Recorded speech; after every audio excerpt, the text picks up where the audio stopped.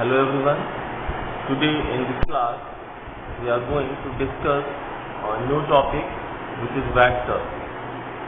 Students, this topic is a part of chapter number 4, motion in two dimensions, and today we will discuss about this topic, that is the vector. Students, most of us know very well the vectors are the quantity which have direction. Vectors are those quantities which have direction, which requires direction with them. For example, force. Whenever someone asks you to apply force, then what you say, in which direction? Definitely you ask, in which direction I should apply the force. For example, velocity. Someone asks you that wind is blowing with this velocity. Then you ask, in which direction? Then students, today we are going to discuss the quantities which requires the direction and the mathematical process which we apply on them. Students, vectors are represented by an arrow. Whenever a vector quantity is to be represented by the diagram, then you will use an arrow. The head of arrow will give the direction of that quantity, and the length of that arrow gives the magnitude. Suppose if you want to draw a force of 20 Newton. Suppose you want to draw a force of 20 Newton in this direction. Then consider you can say 5 Newton is equal to 1 centimeter, then 20 Newton will be equal to the 4 centimeter. Then here, from given consideration, 20 Newton will be equal to a line of 4 centimeter. Draw a line of 4 centimeter, and in which direction? In east direction. This line is representing a force of 20 Newton in east direction. Students, vector quantities are symbolically represented by an arrow over that letter. Suppose if any quantity is A and that is vector, suppose the quantity A which is vector, then you will draw an arrow over it. This arrow will represent that this A is a vector quantity. Now come. Students, vectors are of so many types. We are going to discuss few important types among them. Number one, first type of the vector is equal vector.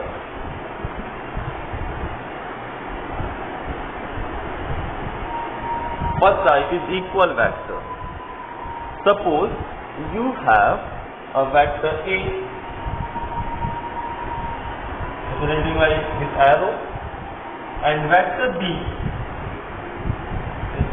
You can see both the vector A and vector B are in the same direction, and the length of these two vectors is also same.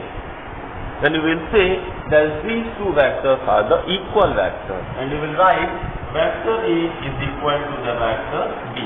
Means what are the equal vectors? Equal vectors are those vectors which are equal in magnitude. Equal in magnitude means equal in length and equal in direction. Students, our next type of vector is opposite vector. Opposite vector. Suppose there is a vector A and another vector is B. These two vectors are equal in length. This is vector A and this is vector B. These two vectors are equal in length, but you can see these two are opposite in direction. These two vectors are opposite in direction. Then you will say vector A is opposite to the vector B, and you will write, since these two vectors are equal in magnitude, then you will write vector A is equal in magnitude to B, but since direction is opposite, then you will put here a minus sign. Then for opposite vectors, you will always put a minus sign. This is the second type of vector. First type is equal vector, second type is the opposite vector. Our third type of vector is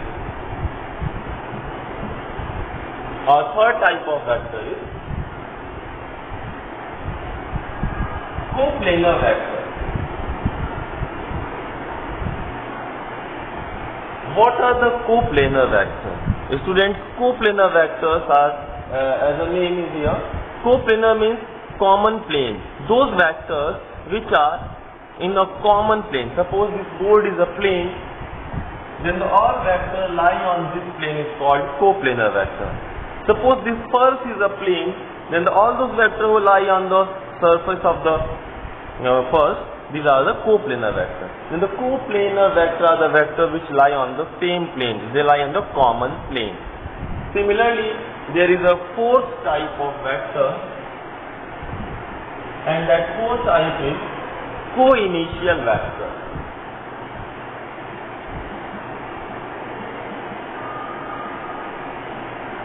Fourth type is co-initial vector. What are the co-initial vector? You can see here. As the name co-initial, suppose two vectors are there, A, B and C, whose initializing point is common, whose initial point is same. These two vectors, these three vectors will be called co-initial vectors because they are initializing from the same common point. For example, if you tie 3 ropes, suppose you are tying 3 ropes from a common point and 3 persons are pulling this rope. 3 persons or 3 people are pulling this rope. Then you can see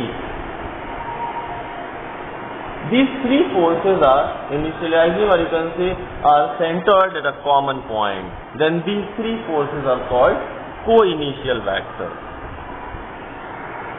Students, the next type of vector is unit vector, which is the most important vector. We are going to discuss the vector named unit vector. What are the unit vectors? As the name unit means one.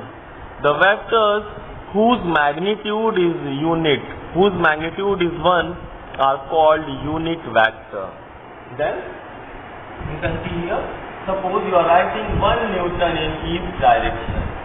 1 Newton in each direction means this is a force of 1 Newton in each direction. We say that 1 Newton, here this magnitude is 1. Hence this vector will be called unit vector because it has unit magnitude. Then we will say a vector which has unit magnitude is called unit vector. Then the question arises, what is the purpose of these unit vectors? Why we are using these unit vectors? And students, unit vectors are the most important vector which are used for represent the direction. We use these vectors to give the direction. For example, suppose you are multiplying 20 in this vector, 1 Newton in each direction. What answer you will get? You will get 21 are 20 Newton in each direction. What happens? This unit vector has provided its direction to the 20. You can see now the east is with the 20 because 1 is that number which is multiplied by any number which remain unchanged. Whenever a number is multiplied to the 1, then that number remain unchanged. But what happens? This east direction is now with the 20 Newton. Then unit vectors are used for representing the direction. Whenever you multiply any number to the unit vector, then unit vector will provide its direction to that number. Then students, there is a type of unit vector that is known as orthogonal unit vector.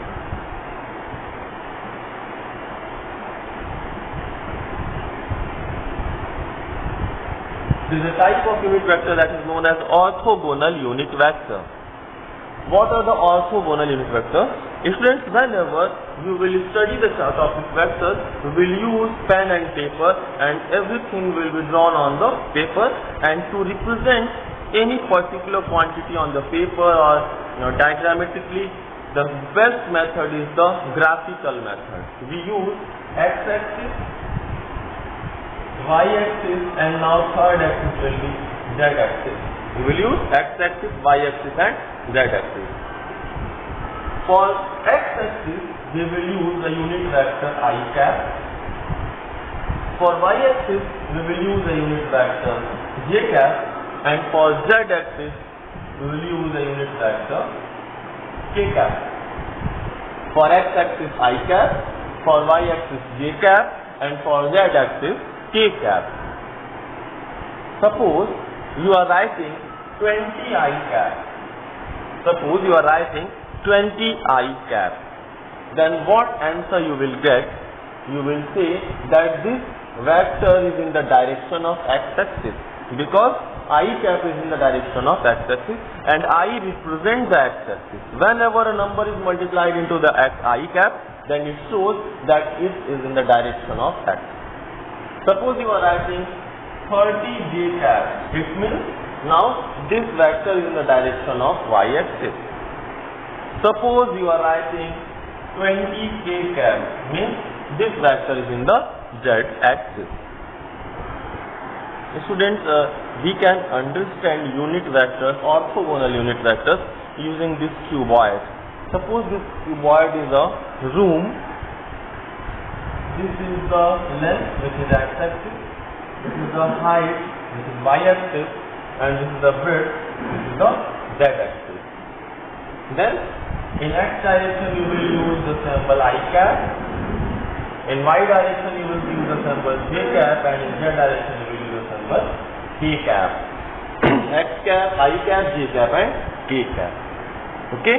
Suppose someone asking what is the magnitude of I cap, you will say I cap is representing x-axis, and with I cap there is a multiplication of 1.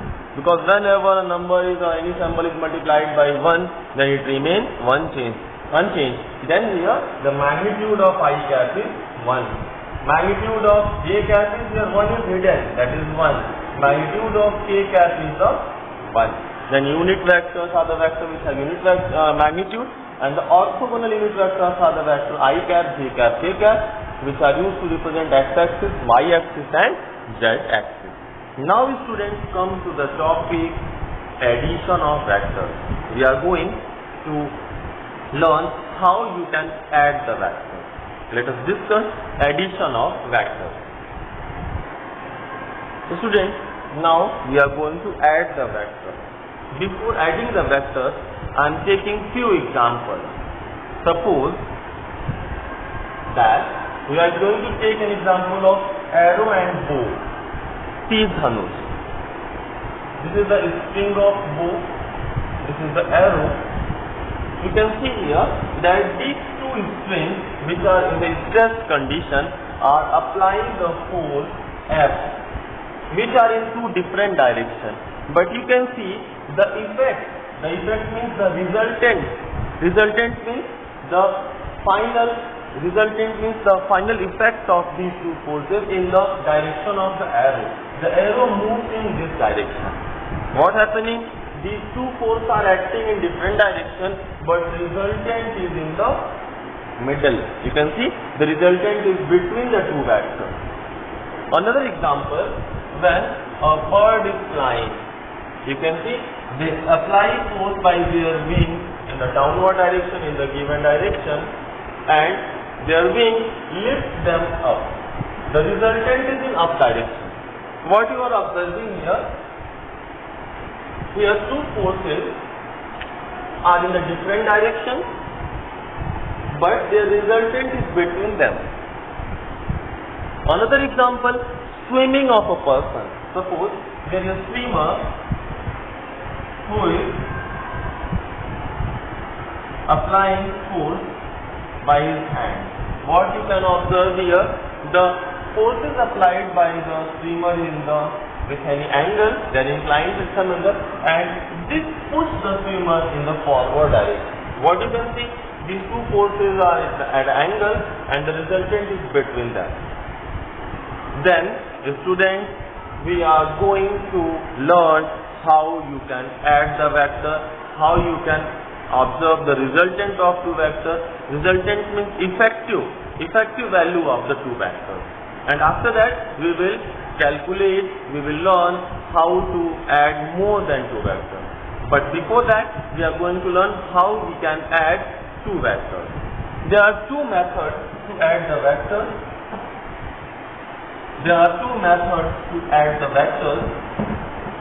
Number one is triangle law, and number two is parallelogram law. We have two vectors, two methods, triangle law and parallelogram law. Students, in triangle law and in parallelogram law, both are used for addition of two vectors. We can use two vectors using these two laws. Then first we are going to start with the triangle law. Then what is the triangle law? Let us see. Suppose you have two vectors. This is vector A and this is vector B. These two vectors are here and we want to add them. We want to find the resultant of these two vectors. Then how you can find? Draw first vector A. There should no change in any magnitude and direction. Draw first vector A. From head of A, draw vector B. Since whenever we will draw the vector B, then always try to draw using the angle. Always try to mention here the angle made by the second vector with the horizontal, because angle is the best method to give the direction. Suppose a vector is in upward direction, then you will say that it is at the 90 degree for the plane.